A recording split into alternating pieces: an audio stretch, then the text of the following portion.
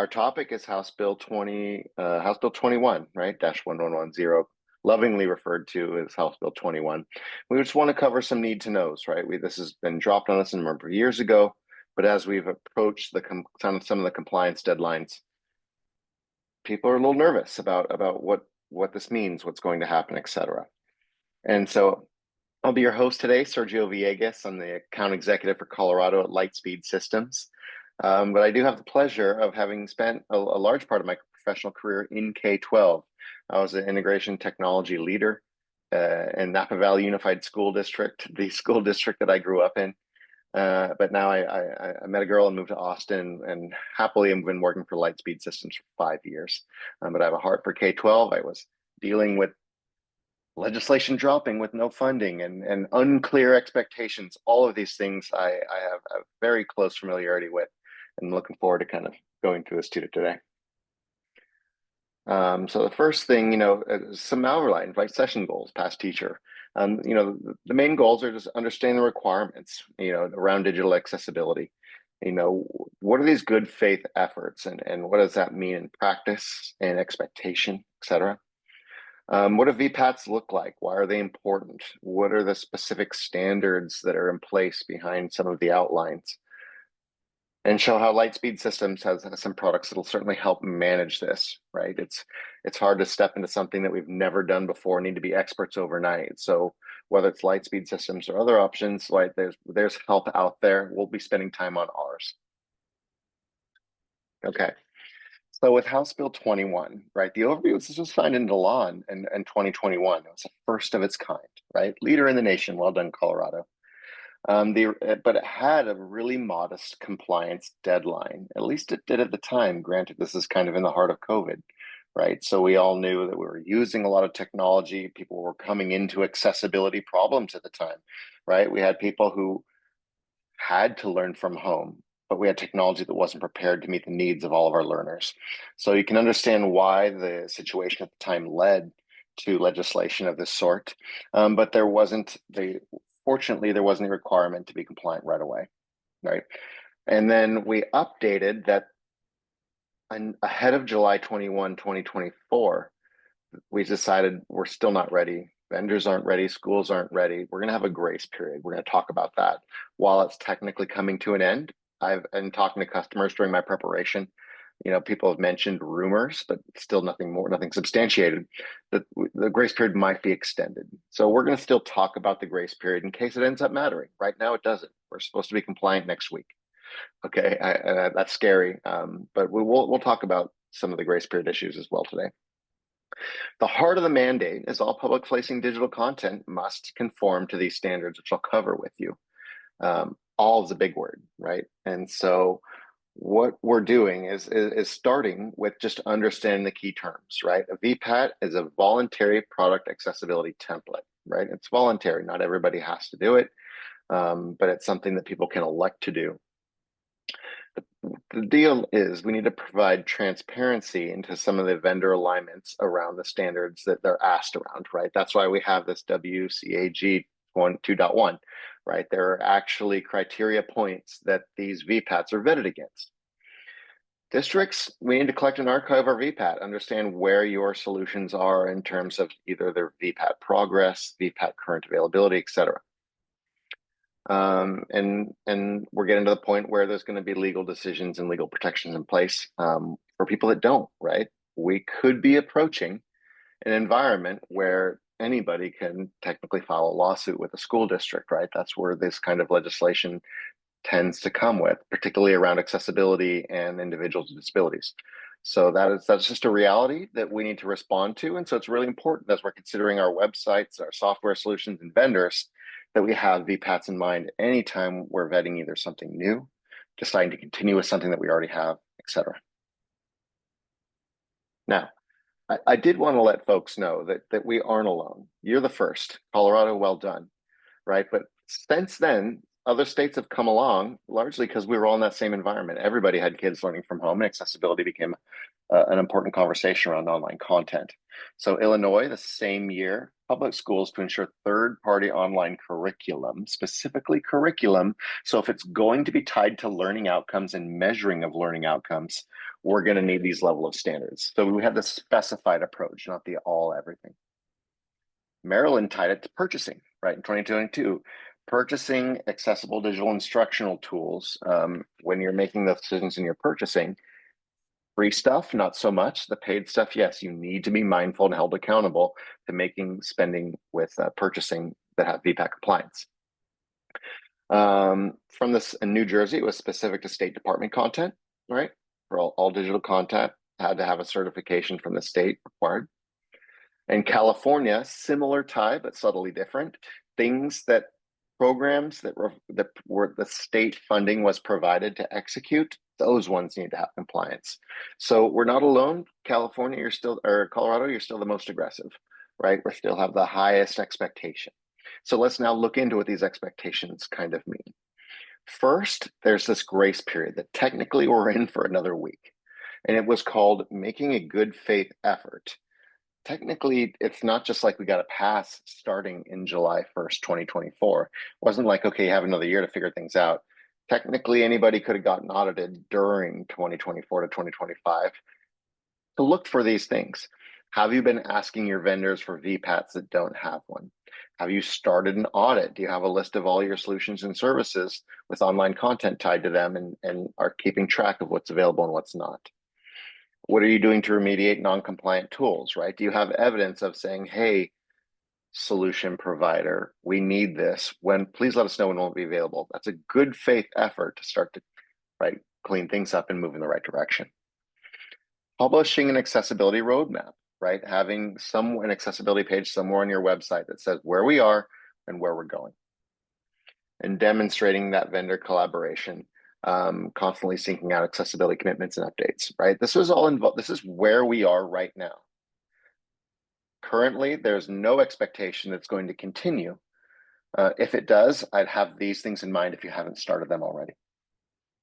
By and large, let's imagine it is going away. This is where you should start. If you're at 0, these are the things you need to start doing in order to kind of build towards compliance. You have to do it as fast as you can versus having a year.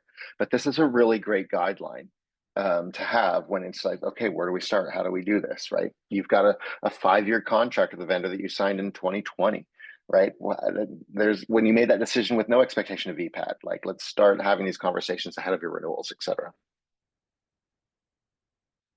The next piece in terms of the definitions and key terms is let's break down the different criteria that VPATs are published against. As companies publish VPATs, they're voluntary, right? They're voluntary documents. These are kind of the criteria points: perceivable, operable, understandable, and robust, right? This is information interface components presented in ways that users can perceive regardless of sensory abilities. So let's break down each one. Perceivable is the perception. It's our alt text for images, right? If you hover over an image, will it start playing and read aloud? Video captions, audio transcripts, content must be readable and distinguishable if there's insufficient color contrast. That for people who have limited visibility, legally blind but not totally blind, etc. We need to have these perceivable measures in place, and the audits will go against those when publishing your VPAT. Operable is the functionality, right? Is there no mouse required? Do you have features that allow you to integrate with the content with the keyboard only? Time to read the content. I have an extension that I can do a screenshot. And it will do you want to do a 3-second delay before it takes a picture? Those kind of delays are a challenge for people who 3-second delay means something different to somebody who has a disability that would affect their motor performance than someone who doesn't. So this is all falling onto the operable part. Understandable, readable, and understandable. Consistent navigation experience is a big one. And avoid input errors. Do we have ways that are the input functionalities too difficult and hard to follow along? Very small drop downs, etc. Things like this. And then the robustness is an important one, because it's the most challenging one. Is the content compatible with assistive technologies like screen readers, right? Does your platform, and we'll get to this, but school websites are an important part of you providing everything that we're looking at right now for your own website is one of the key parts that you're going to have to address that other vendors, aren't. Just like vendors have these compliance requirements now, so does your school website. And so that's the first box on the top left of the actual understanding. This is how we get to what are the requirements. What do you now need to do? Starting July 1st, if there are no changes, these are the things that we need to start moving on quickly. First one is ensuring public-facing web content tools. That's specifically speaking to your stuff, the district's content and public-facing materials, which is separate from collecting VPATs from all the software used by staff or students from providers like Lightspeed Systems, right? And then we get into the public-facing requirements, an accessibility statement on the district website, training for staff down here at the bottom and responsible for maintaining accessibility content, right? Are you showing a reasonable attempt, right, to get our staff kind of aware of this? Conduct accessibility audits and method for the public to submit accessibility feedback. So this is a lot. Given all of this, just tackling your website might feel like a lot, but there's a lot of this. And so because of that, because I know it feels like a lot, I want to get into the parts that kind of Lightspeed can get to, because when you start hearing words like all, right, that's a challenge. And so I want to first, we're going to show you what to look for your vendors.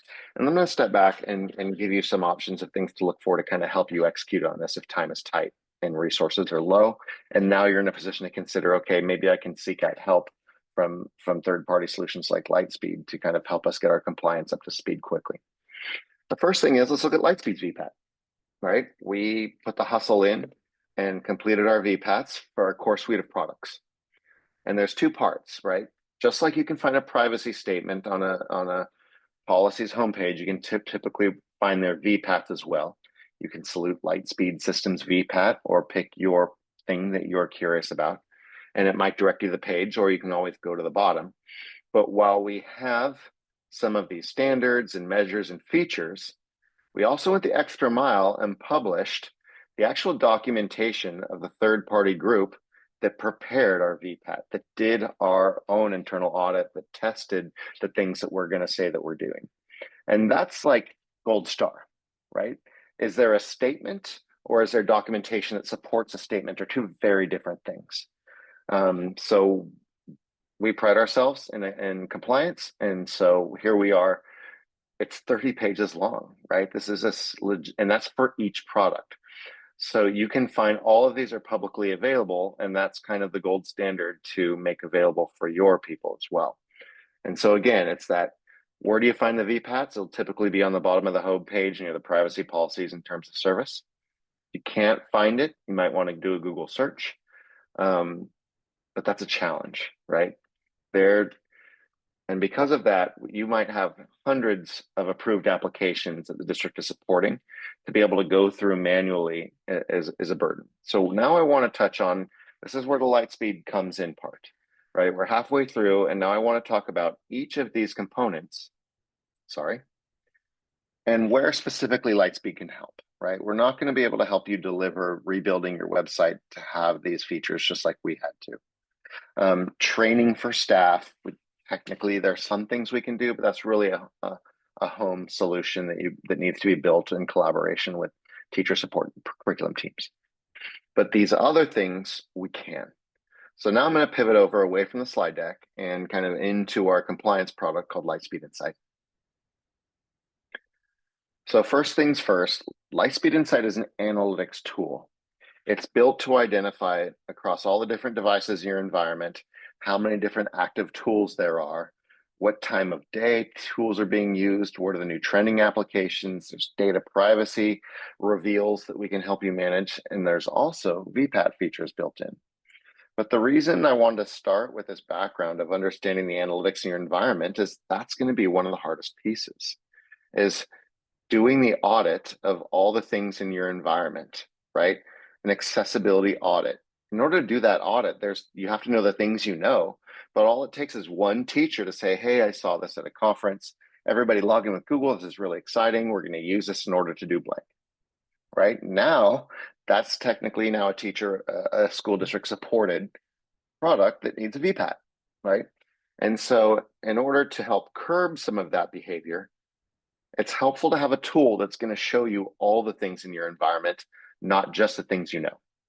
When I was the coordinator for instructional technology at my school district and later my county office of education, there would be the things that we know, and then there would be things that I don't know. And we could, if we suspected something was going on, look for things. But if we just flat out didn't even know what was happening, it was also very hard to find. So in this case, you can search over here in the dashboard, you can find all the things in your environment. In this case, this is a demo instance. This isn't a real school district. A real school district will typically have hundreds. And maybe you want to download it into a Google Sheet so you can start to do a review and keep track of what's there. But this will take all of the active things used for learning, and now you can start to begin your audit. For many districts, I'm doing a preparation call at 4 o'clock with the 40,000 student school district today. And then speaking with some of the leaders this week, they said we might have 3 or 4 different approved apps lists. We don't even know what's out there. This is going to be the first thing I show them in my training today, is how to just take your list and export it, and you can filter it by the things that have the most unique users. Some of these 200 might have 1 or 2 users. It's a kid maybe accidentally going to something and using it on their own. But we can start our audit process in your case with a tool like this to download and have a nice Google Sheet going that you can collaborate on and collect VPAT information for. So that's the first thing. How are you going to perform your audit? Do you have an approved list somewhere? Does someone in curriculum, leadership, et cetera, have access to it? Are principals finding their own things and purchasing with PTO grants? This all needs to be collected. That's your first step. You need to do your audit. And so whether it's a tool like Lightspeed Insight or something else, you need a way to know everything, not just the things you know. The next part, once you have your audit going, is how do you require and collect VPATs? And so a filter that we built in direct response to this law is you can filter by lots of things in this tool. Maybe I just want to see what are the most used elementary tools, the most used tools at a certain campus, what's being used the most after school, right? Lots of easy to use filters, but we also have a tag for public VPATs. So of all the things in use, I can now filter by, as we maintain this list, the things that do have a public VPAT. So that task of going through your applications one at a time, Google searching, looking at the bottom of the page next to the privacy policy, where are these VPATs? We're doing that legwork for you. Really, really valuable so that you can see the things that have VPATs and by proxy the things that don't. So that's, again, building into this audit, how can you find these VPATs? We've built that into our analytics platform. This is set up with a software push, a Chrome extension, an iPad app, a Mac EXE, a Mac DMG, and a Microsoft EXE. The software does the monitoring. And then this integration will tell us what buildings, what grade levels, students versus teachers versus staff. All of that information is going to come from a student information system integration, one roster API. Any student information system that has that will be able to do it. From that point, the product's done. If you know Lightspeed, you do not need our content filter to run this. Standalone product, and the setup is very easy because it's not decrypting, it's not applying policies. So you can start this audit really, really quickly. It won't go back in time though. If we push out an extension tomorrow, we're not going to tell you what was going on in March, but it will be a way to audit moving forward once the technology is in place. So we give you the audit pieces. We can help you find those, what has a VPAT quickly. And now, do we have a method of public display, right? These accessibility statements, collection of software, sharing with the public for feedback. So let's talk about all those pieces on the next part of the product, which a lot of people in Colorado might already be doing. You might already have a public list. We can build out an approved apps list that will show whatever information that you want, right? You can have approval comments, descriptions, who updated these pieces, links to the privacy policy, links to the terms of service. In your description, you can now, in Colorado, you can link to VPATs or put attachments over here.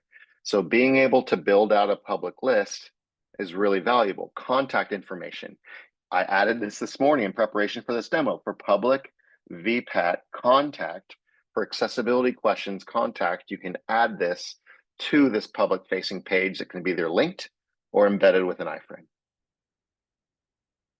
Let's look at what building that list actually looks like, because it's really important. I'm going to go to approval management is easy. We can go in here and mark something as approved. Let's look for something that's not approved, just so you can see. So you get these options. Do you want it on an internal staff list or public facing? Do you want to add an approval comment? Is this for specific districts and buildings, or is it for everybody or specific grade levels? And then your district description, where you can say VPAT link, and you can have a link, etc., hyperlink, or it's just copy the text of the link. Contact in the district, right? If this is a program that's expensive and we have people that are managing this product tightly, you can even put a district contact, and you might only want to display some of this information on the piece. You can even put tags here at the bottom, right? And so you've got all of these pieces that then you get to go and build into your list. So now that I've approved something, I get to go to my list, my public list management, and I get to decide what displays on the public list and maybe what displays internally. I can go in here and display maybe only approved applications. Maybe I don't want my parents seeing what's in review or what did we thumbs down, but I do want my staff to be able to check the updates on their request to use new things. I really want my teachers to see what's not approved, because it might be fine, but it's conflicting with something that we're paying for. I don't want you going to that free thing. Do you want to add the description, or which of all of these fields do you want to include? I might want the description shown on the public page, but a different description shown on the teacher page, right? And there's our contact. So you get to build this list both for the public list, build a separate list with separate details for the staff list. You can even add a link to submit new requests. I don't want parents submitting that. I would never do that link on the public page, but I absolutely would want that link active where they can request on the staff page. So once you build your list, you can build in a lot of these features that are required for the public comment. Obviously, the approved list with the links to the VPAT, so they're publicly visible, and the ability to kind of manage the request process internally all happens in one place. Because when I go to my approval management, we can see that we've got status of needs review versus approved versus not approved, right? That all can be managed internally. And it just makes sense that where the analytics are, where the VPAT information is, where the request can happen, all that's now tied into one interface, because at the end of the day, whether it's managing paid applications, free applications, what's approved for use for learning, what's not, there's a lot of people in the department that go into these processes, but none of these things are anybody's main thing.